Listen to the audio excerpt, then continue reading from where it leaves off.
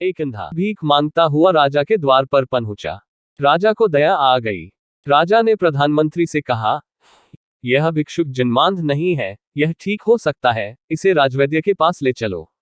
तारांकन। रास्ते में मंत्री कहता है, महाराज यह भिक्षुक शरीर से हृष्ट-पुष्ट है, यदि इसकी रोशनी लौट आई तो इससे आपका सारा भ्रष्टाचार दिखेगा, आपकी शान शौकत और फिजूल खर्ची दिखेगी, आपके राजमहल की विलासिता और रनिवास का अथाह खर्च दिखेगा। इससे यह भी दिखेगा कि जनता भूख और प्यास से तड़प रही है, सूखे से अनाज का उत्पादन हुआ ही नहीं, और आपके सैनिक पहले से चौगुन लगान वसूल रहे हैं।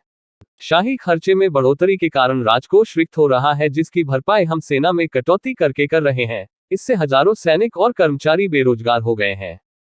ठीक होने पर यह भी औरों की तरह ही रोजगार की मांग करेगा और आपका ही विरोधी बन जाएगा। मेरी मानिए तो यह आपसे मात्र 2 वक्त का भोजन ही तो मांगता है।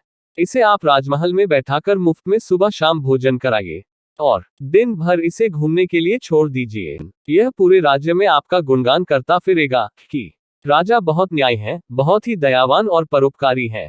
तारांकन। इस तरह मुफ्त में खिलाने से आपका संकट कम होगा और आप लंबे समय तक शासन कर सकेंगे। राजा को यह बात समझ में आ गई। वह वापस अंधे के पास गया और दोनों उसे उठाकर राजमहल ले आए। अब अंधा राजा का पूरे राज्य में गुणगान करता फिरता है। उसे यह नहीं पता कि राजा ने उसके साथ धूर्तता की है, छल किया है। वह ठीक होकर स्वयं कमाकर अपनी आंखों से संसार का आनंद ले सकता था। यही हाल सरकारें करती हैं, हमें मुफ्त का लालच देती हैं, किंतु आंखों की रोशनी, अच्छी शिक्षा व रोजगार नहीं देती, जिससे कि हम उनका भ्रष्टाचार देख पाएं, उनकी फिजूल खर्ची और गुंडागर्दी देख पाएं, उनका शोषण और अन्याय देख पाएं।